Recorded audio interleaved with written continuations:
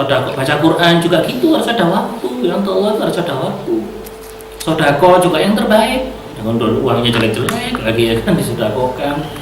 Apalagi memberi juga jangan sampai kita memberi sesuatu yang kita sendiri nggak mau melihat barang itu kan, nggak boleh kan. Illa antahum itu fi, dan kamu sodako dengan yang kamu sendiri nggak mau. Kelima barangku di mana tak buat, di mana dibuat sodako. Terus uji keimanan kita, ya kan? Iman kan, diuji kan keimanan kita, mau kurban, kan? Butuh berjuang. Yang beli kambing nggak mahal, apa itu nggak murah, ya kan 2 juta, ya kan. Yang ketiga, mendidik kita agar punya sosial yang tinggi, ya.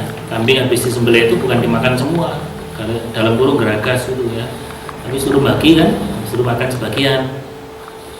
Yang keempat, pengharaman sekaligus pembatalan tradisi masyarakat manusia mengorbankan manusia. Dulu, zaman dulu kan sudah bukan rahasia umum bahwa kurban yang dipersembahkan sebagai sesaji untuk dewa-dewa adalah manusia. Dari dulu kan gitu kan. Jadi dulu itu menganggap mengorbankan manusia untuk dewa itu sebuah amalan yang mulia. Di Mesir misalnya, contohnya, gadis yang tercantik dipersembahkan untuk dewa Sungai Nil. Gadis yang apa? Yang tercantik. Jadi di sini nggak mungkin kena kurban ya, karena di sini gadis yang tercantik ya di sini. Di sini loh ini apa mas? Gadis yang tercantik itu dikorbankan untuk dewa Sungai Nil. Terus di Kanaan bayi-bayi itu dipersembahkan sebagai dewa yang mereka sembah. Terus suku Aztec Meksiko menyerahkan jantung dan darah manusia untuk dewa matahari. Nah, dengan adanya ibadah kurban ini, Allah kan ganti. Ismail diganti oleh Allah bidhibhin atim dengan kambing. Coba misalnya Allah nggak ganti Ismail dengan kambing, niscaya syariat penyembelihan anak laki-laki itu akan terjadi terus, ya kan? Jadi dua anak lanang kudu dibeleh, ya kan? Harus disembelih kayak gitu, ya. Makanya Allah ganti, ya. Jadi dengan cara apapun manusia itu nggak boleh dibunuh, ya. Nggak punya rezeki terus bunuh, nggak boleh, haram itu, ya. Kan ada ayatnya kan, wala taqtulu auladakum khasyatan ayyakula ma'aka, hadis ya. Jangan kamu bunuh anakmu karena kamu takut anak tersebut makan bersama kamu. Wedi gak iso makani, ya gak iso ngopeni, itu haram bunuh anak itu, ya nggak boleh anak dibunuh. Waduh nanti makannya bagaimana kalau ada anak gini, nggak boleh, ya anak itu nggak boleh dibunuh. Termasuk itu apa itu, gugurkan kandungan. Aku nggak bisa ngopeni sekarang biaya anak satu itu sekian sekolahnya, lahirnya, TK-nya, SD-nya, SMP-nya, masuk dihitung gitu. Ya, kalau dihitung materi ya rugi. Misalkan anak dihitung materi rugi enggak? Rugi, apalagi anak perempuan udah besar ditukar apa? Sajadah sama mukena, ya kan? Sama Al-Quran lagi. Iya. Nah, hari cuma gitu tuh dihitung rugi. Modal belum balik lagi. Karena ibadah yang besar kan itu ibadah. Iya. Kalau nggak ditukar seperangkat alat sholat juga bingung ya. Kalau nggak nikah kan juga bingung kan orang tuanya. Ya. Jadi nggak boleh membunuh manusia dengan cara apapun itu nggak boleh ya. Mendoakan orang supaya mati juga nggak boleh. Ya, kan? Ya Allah, teman saya kok nggak mati-mati. Jengkelnya luar biasa. Astagfirullah. Ya. Jangan didoakan mati. Sabar saja. Nanti mati sendiri. Nanti mati sendiri ya. Yang kelima, kurban merupakan realisasi takwa. Jadi mau nggak kita menjalankan perintah Allah? Takwa itu kan itu jalankan perintah Allah, jauhi larangannya. Yang keenam, ngajak kita tidak melupakan sejarah. Ketujuh, kita harus berani membunuh sifat kehewanan yang masih melekat pada diri kita. Makanya kalau kurban itu dianjurkan yang berkurban itu nyembelih hewannya. Jadi kalau anda kurban, sembelih sendiri, berani nggak? Nggak apa-apa. Kalau perempuan nyembelih boleh nggak? Boleh, nggak apa-apa. Ya nggak apa-apa, hukum, dasar hukum boleh. Jadi kalau anda kurban kambing sembelih sendiri nggak apa-apa ya. Pisaunya tajam ya, jangan pisau dapur ya nggak mempan ya kan. Berapa kali itu ya. Nyembelih sendiri kenapa? Supaya kita ini berani, ya berani membunuh sifat hewan. Binatang itu hidupnya loh, makan, minum, hubungan, mana, mohon maaf ya, buang air, selesai ya. Selesai ya. Kewan lah kalau tak ada jenenge wedhus. Dari dulu ya mbak ya kan. Mbak makan, minum, itu kan selesai. Binatang itu gitu lah. Kalau manusia hidupnya cuma untuk gitu loh. Bedanya dengan binatang apa? Sedikit kan, sedikit sekali bedanya ya kan. Sedikit bedanya ya, cuma kakinya aja bedanya. Ya, jadi kalau nggak berani nyembelih ya kita nyaksikan. Ya. Lihat hewan disembelih aja kok takut ya, ada yang nangis lagi, ini perempuan tuh ya sampai tutupan, entah apa takut ya binatang ya, memang takdirnya gitu, kalau nggak disembelih ya mubadir ya. Apalagi ya pelajaran dari binatang itu subhanallah ya. Coba luar biasa, kita bisa niru. Kambing itu ya disembelih, coba dari ujung rambut sampai ujung kaki kambing ada enggak yang nggak bisa dimanfaatkan? Ayo, ada enggak? Mohon maaf, sampai kotorannya itu loh bisa kan? Untuk apa? Untuk pupuk ya, bukan bubur kacang hijau ya. Pupuk itu ya. Untuk pupuk kakinya, jadi sop kaki kambing, betul kan? Wah enak ya, sop kaki kambing enak loh itu ya. Saya kemarin khutbah Id di Sidoarjo ya, khutbah Idul Fitri. Disuguhi itu terakhirnya di lapangan, setelah itu makan ini sop kaki kambing. Terkenal di Sidoarjo, di Porong, daerah Porong ya. Jualnya di pasar, dan kalau ke Porong terkenal jualnya. Wah enak. Kepalanya bisa, kulitnya bisa dimanfaatkan, apalagi ya jeroannya bisa nggak? Bisa. Oh, kayak di kolesterol aja ya. Iya, semuanya kambing itu bisa dimanfaatkan. Nah, kambingnya bisa dimanfaatkan semuanya, masa kita nggak bisa dimanfaatkan sama sekali ya? Tangan gak ada gunanya, sikil gak ada gunanya ya. Ya. Dan yang terakhir, meneladani dan menapaktilasi kembali perjuangan Nabi Ibrahim alaihissalatu wassalam ya. Ibrahim itu yang sabar, Nabi sabar. Jadi Nabi butuh sabar. Memang hidup ini butuh sabar. Ujian, nggak usah. Nggak ada rumus. Saya beritahu, tidak ada rumus atau resep khusus untuk menghindari ujian. Nggak ada. Aku cek dua masalah ya apa sih? Nggak ada rumus khusus. Kepegadaian sama. Mengatasi masalah tanpa masalah. Nggak salah. Mengatasi masalah nambah masalah. Kepegadaian itu. Nggak utang duit atau nggak bungai, iya kan? Tambah pusing. Sudah semua orang punya masalah, ya. Nggak ada yang nggak punya masalah. Nabi punya masalah, orang dekat dengan Allah punya masalah, ahli ibadah punya masalah, ahli maksiat punya masalah, kafir punya masalah, muslim punya masalah, ustadz punya masalah, ustadz. Apa perlu saya ceritakan masalah saya di sini? Jadi curhat. Semua punya masalah. Nggak ada rumus khusus. Siapa ya kak? Cek urip gak ada masalah. Nggak ada, ya. Anda lahir sudah masalah, punya istri masalah, punya suami masalah, jomblo masalah, ikut mertua masalah, ngontrak masalah, kredit 15 tahun juga masalah, semuanya masalah. Udah dihadapi aja. Tapi tidak punya masalah, ya mati saja dalam keadaan husnul maimunah, husnul fatimah. Hidup itu gini, memang masalah. Ya sabar aja, korban dengan cari sabar.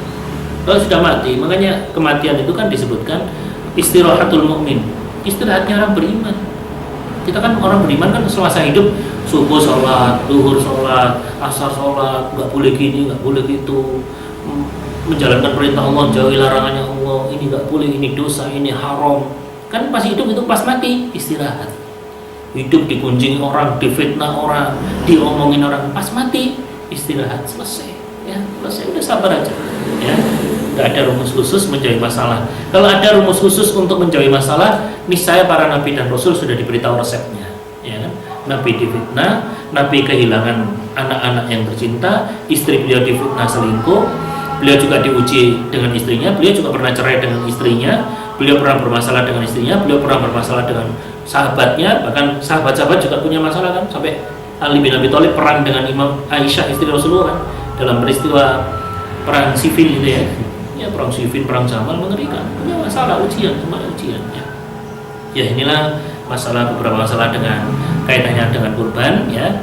Sebagaimana sudah dipresentasikan oleh Mas Hendra tadi ya, kalau ada mau kurban boleh disalurkan ke rumah zakat, boleh ya, mau kurban di kampungnya boleh ya. Tapi enaknya itu ikut rombongan ya, biar ngumpul dagingnya, biar banyak. Kalau nyembelih sendiri itu bingung mau diapakan terus ya kan? Mungkin dikumpulkan aja, ikutkan masjid, ikutkan rumah zakat, ikutkan mana ya. Kalau sendiri bingung nanti ya. Ini yang bisa kami sampaikan sebelum kita tutup. Mungkin ada yang ditanyakan, persilakan. Silakan. Yang kurban. Ya. Ada yang sering jadi ini juga di masyarakat itu tentang kurban dan akikah. Mana yang lebih dulu, apakah ikut dulu, apakah kurban dulu, atau digabung dua-duanya? Ya. Itu banyak sekali. Ya, kalau menurut pendapat para ulama ya, silahkan dipilih mantap yang mana. Yang pertama itu adalah akikoh yang diutamakan. Kenapa? Karena cuma sumber dulu sekali, ya kan? Kalau kurban kan tahun depan bisa kan, sumber hidup sekali. Para ulama sehingga mengajarkan akikah dulu. Ini Pak, ini beda pendapat ya. Silakan Anda ambil mana yang mantap. Atau yang kedua, boleh digabungkan, tidak apa-apa. Ini kurban dan akikah anak saya, boleh, tidak apa-apa. Kenapa? Hukumnya sama, sama-sama sunnah dan sama-sama yang disembelih adalah kambing, tidak apa-apa. Jadi kalau dalam Islam itu ya kita boleh mendobel niat.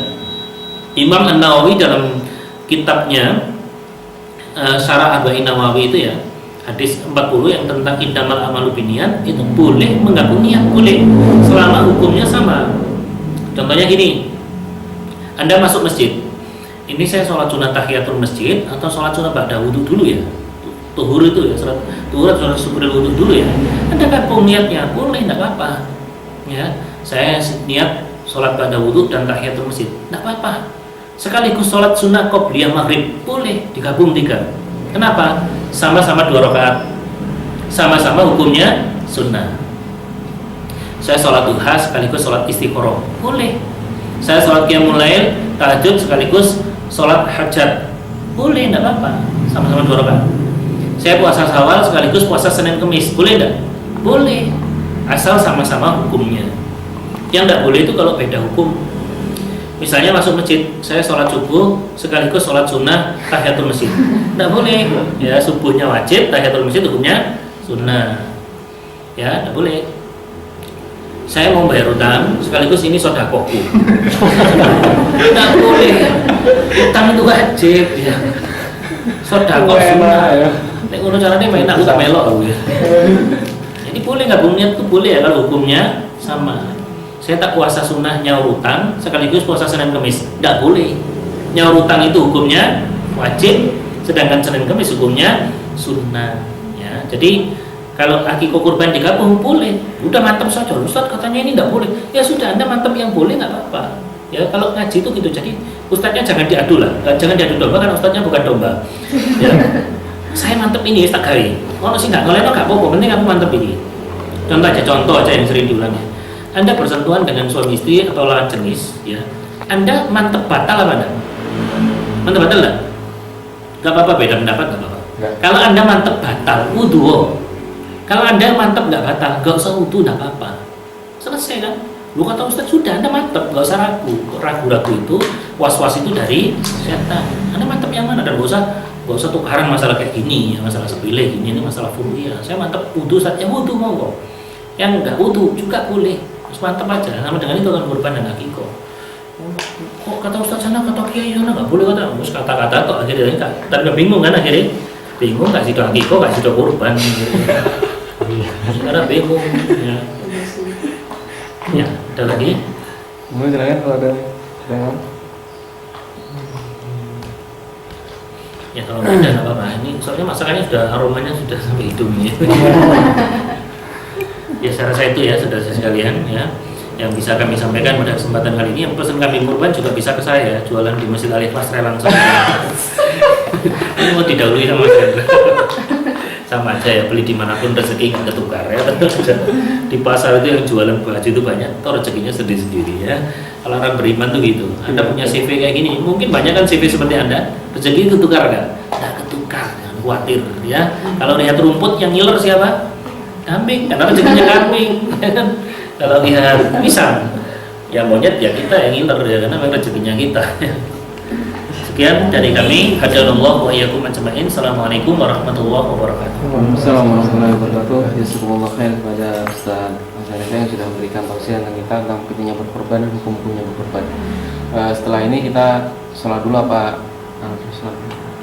Ya makan dulu aja, sudah siap. Sholatnya di sini kan? Terserah belum sholat. Oh ya sini aja nggak apa-apa. Jamaah sini nggak apa-apa. Oh iya. Kalau sebenarnya kan sudah ada makanan, harus didulukan makanannya. Iya.